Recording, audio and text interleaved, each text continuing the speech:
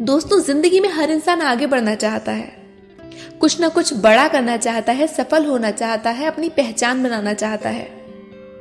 हम आप चाहे कोई भी हो, हर कोई चाहता है कि उसकी अलग पहचान हो, उसे अपने नाम से पहचाना जाए, कुछ बड़ा करे, अपने परिवार का नाम रोशन करे। लेकिन ये जो सफलता तक का सफर होता है, इस सफर में बहुत सारी कठिनाइयां आती हैं, बहुत सारी ऐसी चीजें आती हैं जो हमारे सफर में रुकावट पैदा करती हैं। किसी के साथ समस्या होती है गरीबी की, तो किसी के साथ समस्या होती है अच्छी एजुकेशन की। और कभी कभी क्या होता है, कुछ लोग किस्मत को ही दोष देने लग जाते हैं। हम में से, आप में से बहुत सारे ऐसे लोग होंगे जिनके सामने ये परेशानियां आती होंगी। अगर आप भी उनमें से एक हैं, तो आप इस वीडियो को लास्ट तक जरूर देखिएगा, क्योंकि इस वीडियो को देखने के बाद जो आपको ये परेशानियां लगती हैं, आपके असफलता का कारण लगती हैं, ये सब आपको बहाने लगेंगे। आपको लगेगा आप कुछ कर सकते हो, आपको लगेगा कुछ भी असंभव नहीं है, ये सिर्फ बहाने हैं। गरीबी, अच्छी एजुकेशन, किस्मत, ये सब मैटर नहीं करती हैं अगर आपका गोल क्लियर है। इस वीडियो में हम बताएंगे एक ऐसी बच्ची के बारे में जो कभी बचपन में भेड़ चढ़ाया करती थी, और वही बच्ची आगे चलकर अपने देश की शिक्षा मंत्री बनी। उसने भी गरीबी को फेस किया होगा, उसके सामने भी अच्छी एजुकेशन की समस्या आई होगी। वो भी चाहती तो किस्मत को दोष दे सकती थी, लेकिन उसने ऐसा नहीं किया। उसने उन चुनौतियों का सामना किया और अपने आप आगे चलकर एक मिसाल बनी। हम बात करेंगे फ्रांस की शिक्षा मंत्री नजत बेलकासेम की। भेड़ों के साथ इनका बचपन गुजरा। भेड़ों के झुंड के साथ भेड़ चराते हुए गरीबी और मुफलिसी में ये पली बड़ी। इसके बावजूद भी इन्होंने किसी से भी कोई शिकायत नहीं की, कभी अपनी किस्मत को दोष नहीं दिया, कभी पीछे नहीं हटी, ना ही कोई एक्सक्यूज किया, कोई बहाना नहीं बनाया। इन्होंने बस लगी रही अपने काम में, जुटी रही अपनी पढ़ाई में, सब कुछ भूलकर एक मन से। और नतीजा आज सबके सामने है। आप सबके सामने है वो आज एक शिक्षा मंत्री के रूप में, और बहुत से लोगों के लिए मिसाल बनी है, प्रेरणादायक स्रोत बनी है। तो ये जो फ्रांस की शिक्षा मंत्री हैं नजत बेलकासेम, ये बचपन में कभी भेड़ चढ़ाया करती थी। फ्रांस की एजुकेशन मिनिस्टर हैं। न केवल ये पहली मुस्लिम एजुकेशन मिनिस्टर बनी है, बल्कि ये फ्रांस की पहली महिला है जो एजुकेशन मिनिस्टर बनी है। उन्हें कमाई के लिए भेड़ चरानी पड़ती थी। जब ये पॉलिटिक्स में थी तो इनकी ड्रेस और इनकी लिपस्टिक पर लोग गंदे कमेंट्स किया करते थे।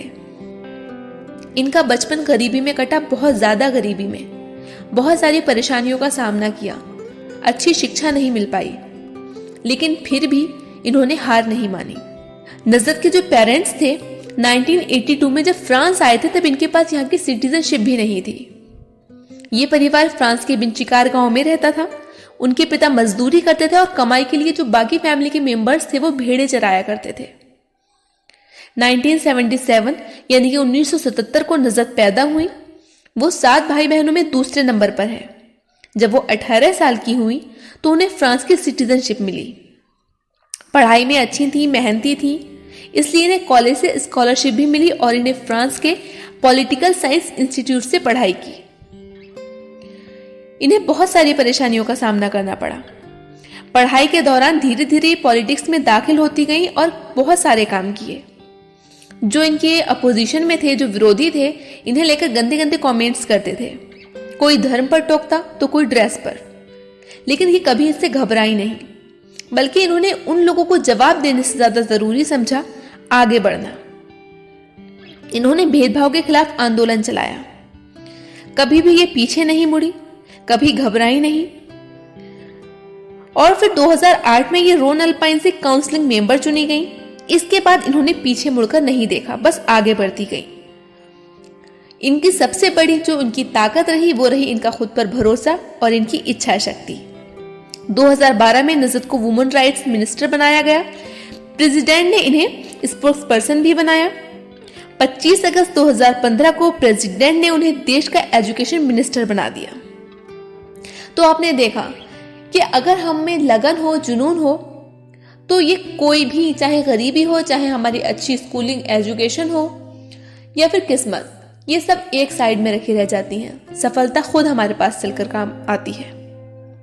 उड़ने के लिए गिरना जरूरी है, लड़ने के लिए पढ़ना जरूरी है, हंसने के लिए रोना जरूरी है और जीतने के लिए हारना जरूरी है।